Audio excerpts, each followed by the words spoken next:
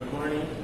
पिछले वीडियो में हम लोग पढ़ रहे थे शिल्प उद्योग और उद्योग, शिल्प और उद्योग। तो हम लोगों ने जाना कि भारतीय जो शिल्पकार थे, जो बुनकर थे, जो बड़े अच्छे अच्छे कपड़ों का जो निर्माण करते थे, उत्पादन करते थे, तो यूरोप के देशों में रजवाड़े खानदानों में किस प्रकार उसकी मांग थी और किस प्रकार यहाँ के जो भी कारीगर थे, जो भी बुनकर थे, वो कितने अच्छे अच्छे कपड़े यहाँ पर तैयार किए जाते थे, सूती वस्त्र कपड़ा तैयार किए जाते थे और विदेशों में, यूरोप में उनकी मांगे बहुत अधिक थी। लेकिन अंग्रेजों की जब यहाँ ध्यान पड़ी तो उसने इस उद्योग को, इस प्रकार के शिल्प उद्योग को किस तरह उन्होंने कुचल दिया और इसको धीमा करने के लिए कितने कड़े कड़े कानून बनाए, इसके बारे में भी हम लोगों ने जाना। यानी अंग्रेज हर हाल में अपने यहाँ की बनी वस्तुओं को पूरे विश्व में सबसे ज्यादा बेचना चाहते थे, सबसे ज्यादा मुनाफा कमाते थे और यहाँ से ऐसे टैक्स लगाते थे कि यहाँ की बनी वस्तुएं और देशों में न जा पाए। और यहाँ के जो बुनकर थे उनको तरह तरह के टैक्स लगाकर उनकी कुटीर उद्योग या लघु उद्योग थे उसको समाप्त करना उनके लिए एक बड़ा काम था और उन्होंने किया भी, जिस तरह से जिससे कि अंग्रेजों को ज्यादा से ज्यादा मुनाफा हो सके। इसमें सन 1850 में 50 के बाद भारत में मशीनों वाले उद्योगों का तेजी से विकास होने लगा। मशीन वाले जो भी उद्योग थे, क्योंकि 18वीं शताब्दी में औद्योगिकरण हो चुका था, मशीनों का निर्माण शुरू हो चुका था, तो 1850 के बाद भारत में भी मशीनों से उत्पादन होने वाले उद्योग में बढ़ावा मिला।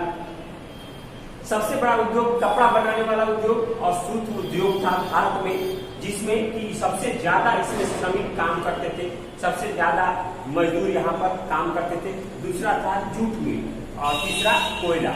यानी पहला था सूती मिल जो कपड़ा उद्योग था, दूसरा था जूट मिल और तीसरा था कोयला उद्योग। यानी इन तीन उद्योगों में भारत के सबसे अधिक मजदूर काम करते थे, अपना जीविका चलाते थे। भारत में सूती कपड़ा का उद्योग का मुख्य केंद्र मुंबई था और जूट तथा चाय का जो उत्पादन का मुख्य केंद्र था वो बंगाल था और कोयला का उत्पादन का, कोयला उद्योग का जो प्रमुख केंद्र था वो बिहार का, आपको जमशेदपुर, टाटा या गिरिडीह जो भी है, बोकारो, ये सारे क्षेत्र आपको थे। झारखंड वाले जो क्षेत्र हैं उसमें श्रमिकों की संख्या जो थी वो भारत में सबसे अधिक थी। इन तीन क्षेत्रों में श्रमिकों की संख्या जो थी, मजदूरों की संख्या वो सबसे अधिक थी। लेकिन इसमें मजदूर जो थे उनको काम करने का कोई घंटा तय नहीं था। यानी वो उनसे 12, 14, 16, 18 घंटे तक काम लिया जाता था और उनके रहने की कोई व्यवस्था नहीं थी। जो कि झोपड़ी में रहते थे उनके लिए पानी की व्यवस्था नहीं थी। अगर उसमें किसी का तबीयत खराब हो जाए तो उसके लिए आपको दवा की व्यवस्था नहीं थी। उनके लिए कोई अवकाश की सुविधा नहीं था, यानी हर दिन आपको काम करना पड़ेगा। अगर किसी का तबीयत खराब हो गया, अगर वो नहीं आया तो दवा की तो व्यवस्था थी नहीं, ऊपर से उस दिन का उसका वेतन काट दिया जाता था। उसके बावजूद भी अगर कम घंटे काम किया गया या कम उत्पादन हुआ या मशीन कोई खराब हो गया तो उसके लिए भी मजदूरों के वेतन से पैसे काट लिए जाते थे। यानी मजदूरों का हर प्रकार से शोषण होता था। उनको मजदूरी के रूप में काम अधिक घंटे का लिया जाता था, लेकिन उस हिसाब से उनको मजदूरी नहीं मिलती थी। उनके लिए कोई चिकित्सीय व्यवस्था नहीं थी। कोयला जो खदान थे, इसमें से कोयला उत्पादन किया जाता था, उसमें तो मजदूरों की स्थिति और भी खराब थी, क्योंकि उसमें आए दिन हमेशा दुर्घटना होती रहती थी और दुर्घटना में हमेशा मजदूरों की मौत होती रहती थी। उसमें मजदूरों, बाल बच्चे सभी, उसमें औरतें काम करती थी और उसको काम के घंटे नहीं थी। अगर कोई दुर्घटना हो गया तो उसके लिए कोई उपाय नहीं था। लेकिन बाद में सरकार ने दुर्घटना बीमा योजना की शुरुआत की। यानी अगर कोई दुर्घटना ऐसी होती है तो उसके लिए बीमा योजना की शुरुआत की। लेकिन उसके बाद भी अगर दुर्घटना होती है तो उस बीमा का मुआवजा जो है वो लेने में बहुत भारी कठिनाइयों का सामना करना पड़ता था। स्त्री जो पुरुष थे, जो बच्चे थे, उनसे 14 घंटे 16 घंटे काम लिया जाता था। इस तरह से काम लिया जाता था। एक तरफ तो काम का बोझ था ही, दूसरी तरफ रोजगार करते थे, जो श्रमिक काम करते थे, उनके लिए किसी प्रकार की कोई सुविधा उपलब्ध नहीं थी। इसके लिए वो लोग आंदोलन भी नहीं कर सकते थे। आंदोलन जब करते तो उनकी नौकरी चली जाती। बाद में जब लाइट यहाँ पर आएगा, बल्ब लगा, बल्ब से काम का घंटा और बढ़ने लगा, रात में भी काम होने लगा, लाइट में भी काम होने लगा। तो इस तरह की समस्या थी। उसके बावजूद भी कई मजदूरों ने उद्योगपतियों के खिलाफ आंदोलन करना शुरू किया। उन्होंने मांग की कि हमारे काम के घंटे को तय किया जाना चाहिए, उसके बाद हमको साप्ताहिक अवकाश दिया जाना चाहिए, हमको चिकित्सीय सुविधा देना चाहिए। लेकिन इन सारी मांगों को जो भारत उद्योगपति थे, उन्होंने इस मांग को नहीं माना।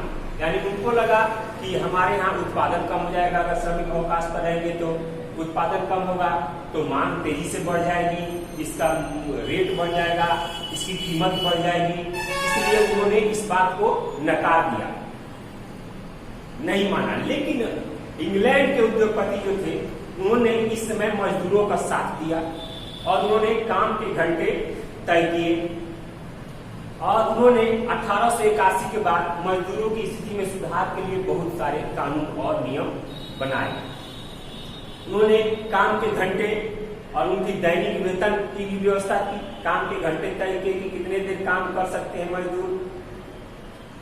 सन 1920 में कई हड़तालें हुई श्रमिकों के द्वारा और धीरे धीरे श्रमिकों के बीच एकता आने लगी। यानी एकता के सूत्र में वो बढ़ते चले गए, एकता की भावना आई, जिससे प्रेरित होकर सन 1920 में ही मजदूरों ने, जिससे अब एकता हुई उन लोग आपस में, तो सन 1920 ईस्वी में ही मजदूरों ने all Indian trade union Congress की स्थापना की।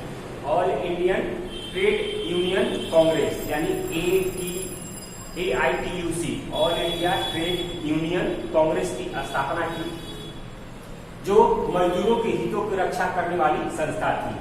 आगे चलकर यही मजदूर जो थे, आंदोलन को और मजबूत करने के लिए और एकता बनाने लगे और उसका अपना आंदोलन को मजबूत करने के लिए और लोगों को जोड़ने लगे और मजदूरों में एकता की भावना को जगाने लगे और आंदोलन हुआ भी। लेकिन स्वतंत्रता प्राप्ति के बाद जब स्वतंत्र देश हुआ, तो यहाँ की सरकार ने, भारतीय सरकार ने मजदूरों के लिए न्यूनतम मजदूरी कानून लाकर, यानी कम से कम कितना वेतन होना चाहिए, कितना मजदूरी होना चाहिए, इसके नियम बनाकर उन्होंने भारतीय जो श्रमिक थे, जो मजदूर थे, उनको स्थिति में सुधार लाने का भरपूर प्रयास किया। उन बीमा योजना की शुरुआत की और शिल्प उद्योग जो थे, कुटीर उद्योग थे, स्वतंत्रता प्राप्ति के बाद उस पर भी भारतीय सरकार ने काफी जोर दिया और उसके लिए प्रयत्नशील रहा कि इसकी सुधार और की जाए और धीरे धीरे सुधार होते चला गया। आज के समय में भी भारत सरकार द्वारा कुटीर और लघु उद्योगों के लिए कई प्रकार के उपाय किए जाते हैं, कई प्रकार के प्रयत्न किए जाते हैं, जिनसे इन उद्योगों को काफी बढ़ावा मिले और ये काफी विकास कर सके। ये चैप्टर आप लोगों का जो शिल्प उद्योग है ये खत्म हो गया। शिल्प और उद्योग पांचवा लेसन समाप्त हो गया। अब इसका प्रश्न उत्तर है, तो प्रश्न उत्तर हम अगले वीडियो में आप लोगों को बताएंगे। अगर आप लोगों से प्रश्न उत्तर बनता है, आप जरूर प्रश्न उत्तर बना के लाइएगा, अपने नोटबुक में लिख सकते हैं। जब हम बताएंगे तो आप मिलान कर सकते हैं उससे। अगले वीडियो में हम इसके प्रश्न उत्तर के साथ मिलेंगे। आप लोग प्रश्न उत्तर एक बार देख लीजिएगा। अगले वीडियो में सारी जानकारी आपको मिलेगी। धन्यवाद।